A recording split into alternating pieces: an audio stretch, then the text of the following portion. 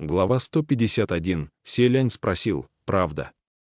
Как ты понял, Хуачен намеревался ответить, но вдруг Пэйсу, у которого слова застряли в горле, принялся писать на земле дрожащей рукой. Из необъяснимого уважения к нему остальные внимательно вгляделись и увидели кривые строки, гласящие «боевая форма». Кажется, Пэйсу истратил на написание остатки сил, сжал ладонь в кулак и замер.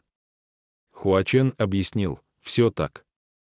Защитник повелителя дождя, черный бык, сотворенный из головы золотого зверя, что держал в зубах кольцо на воротах императорского монастыря государства Юйши. Обыкновенно при ходьбе он не оставляет следов, его поступь легка. Но во время сражения он меняет форму. Поэтому след от его копыта отличается от обычного бычьего следа, он шире и больше. Пэймин, осведомленность его превосходительства поражает. Хуачен указал на след и продолжил, «ГГ, взгляни». Селянь наклонился ближе. И правда. След появился внезапно. Стало быть, встреча с врагом также была неожиданной. Да. К тому же след очень глубокий, что говорит о непростом противнике. Здесь бык столкнулся с ним рогами, и его вдавило в землю на 2 цуня. Покуда они обрисовывали картину сражения, Пэймин также вмешался, не желая признавать себя хуже других, но в конце концов бой завершился на равных. Селянь, верно. Вокруг не было ни следов крови, ни рассеявшейся демонической ци. Значит, столкнувшись здесь, противники обменялись быстрыми и яростными атаками, но когда поняли, что им попался крепкий орешек, оба решили отступить. Хуачен сообщил, что тварь с востока сменила курс, так что они продолжили идти на запад, только скорость отряда немного снизилась. Вскоре впереди показалось необычное высокое строение, издали оно выглядело внушительнее других, и даже несмотря на обрушенные местами стены и загнутые крыши, люди по-прежнему могли только взирать на него снизу вверх. Селянь невольно остановился. «Что это за место?» Хуачен, лишь бросив взгляд, ответил, «Храм народа Уюна». Пэймин, который нес на себе Пэйсу, закинув одну руку себе на плечо, поинтересовался, «Градоначальник Хуа, откуда вам это известно, на нем написано?» Остальные подняли головы и увидели над главным входом в храм каменную табличку, на которой в ряд были высечены огромные знаки. Отполированные временем, несмотря на странные царапины на камне, они оставались довольно отчетливыми. Помолчав секунду, Селянь заключил, на нем действительно написано, но знаки эти совершенно не представлялось возможным прочесть, к всеобщей превеликой неожиданности, даже это не стало Хуачену помехой. Он сказал Селяню, строки означают примерно следующее: «Несущий свет его высочества, наследный принц, снизошел, дабы вечно оберегать землю Уюна». Пустые хвалебные речи, не более. Смотри, ГГ, знаки в самом конце очень похожи на У и Юн.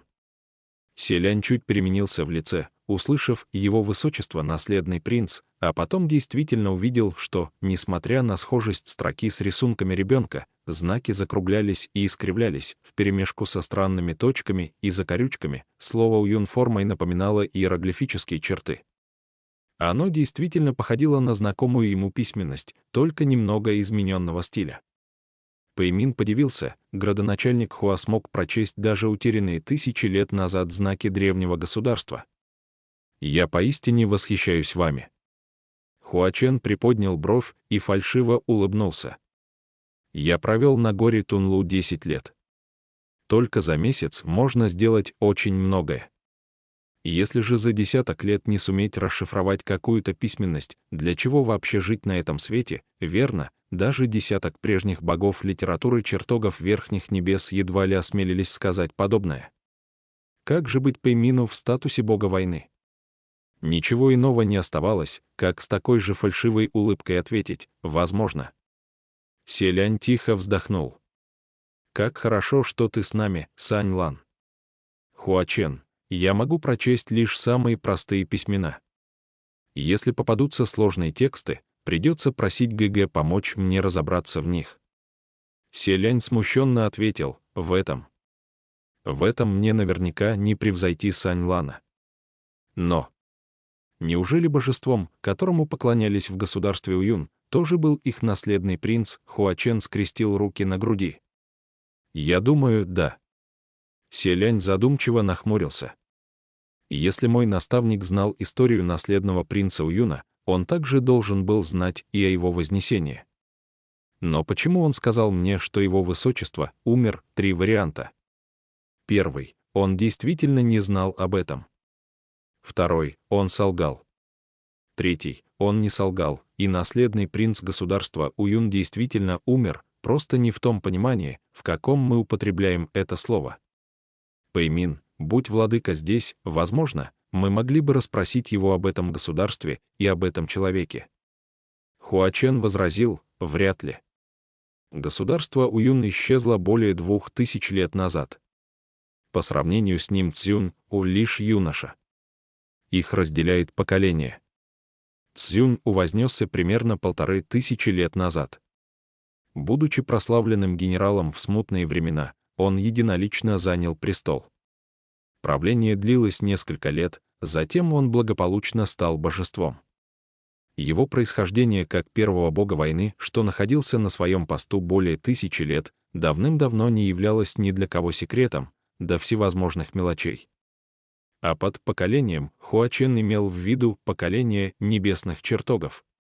Нынешние чертоги верхних небес, пантеон сотни божеств во главе с Цзюн-У, относился к одному поколению. Все их предшественники относились уже к другому. Ровно как сменяли друг друга правящие династии смертных, так и в небесных чертогах происходила смена поколений.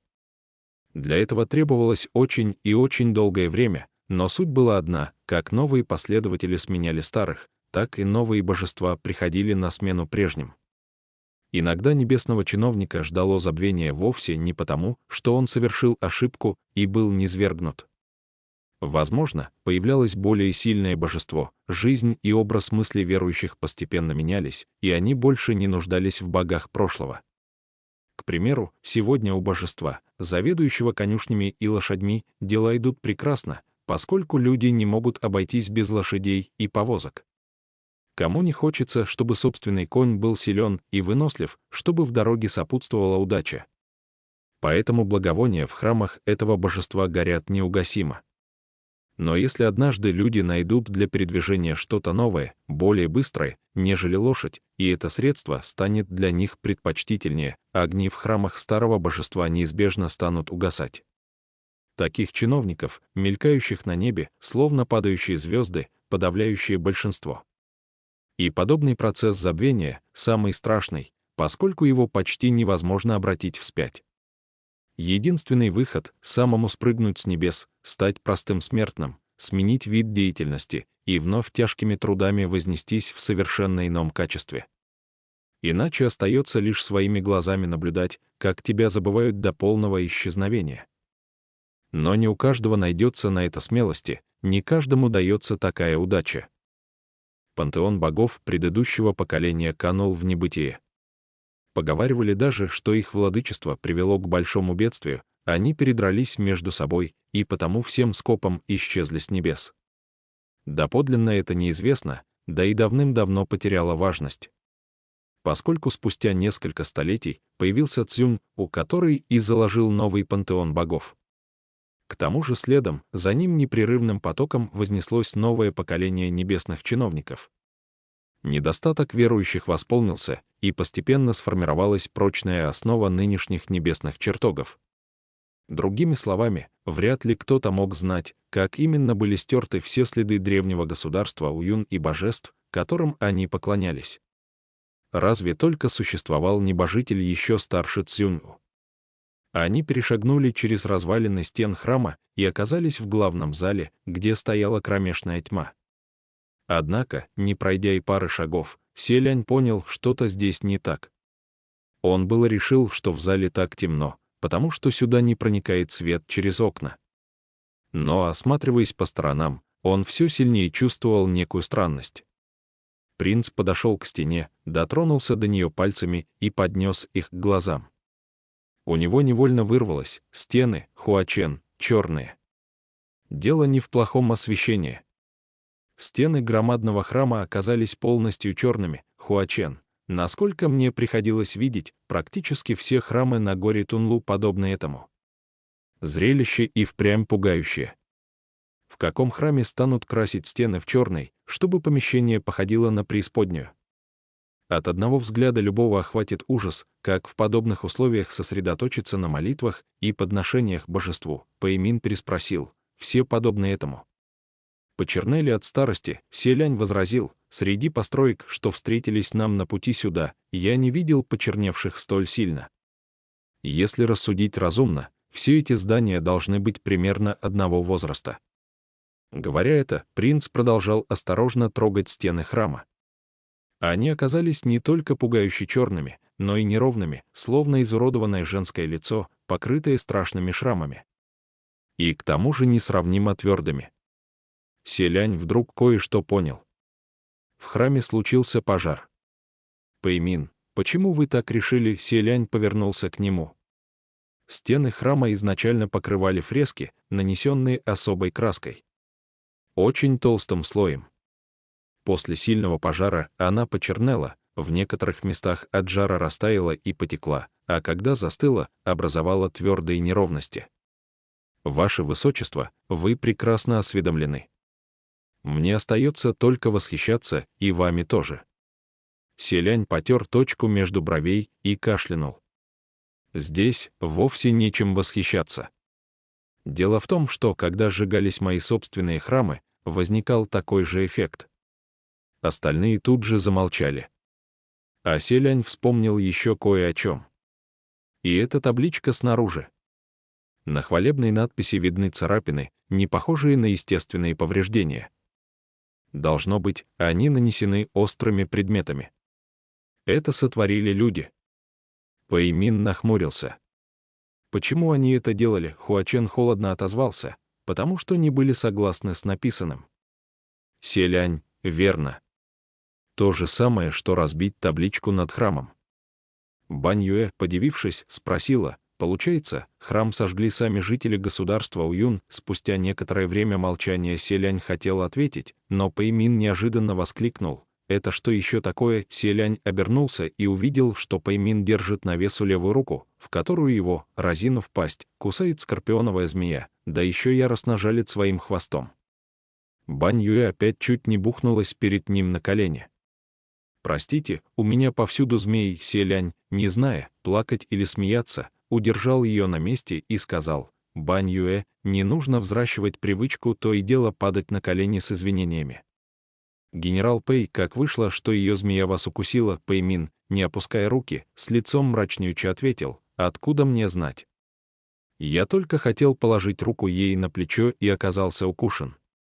Селянь терпеливо продолжил расспрашивать, «В таком случае, для чего вы, генерал Пэй, хотели положить руку ей на плечо?» Кажется, сам Пэймин только что заметил эту деталь и начал над ней размышлять, после чего ответил, «Дело привычки». Совершенно логично в таком темном, мрачном месте обнять девушку за плечо и утешить, чтобы она не боялась. Вам не кажется, Бань Юэ, простите, но мне совсем не страшно. Селянь все понял, у Пэймина неосознанно зачесались руки, что и привело к печальному исходу. С огромным трудом оторвав змею от руки, которая уже заметно опухла, Пэймин сказал, «Скорее дай мне противоядие».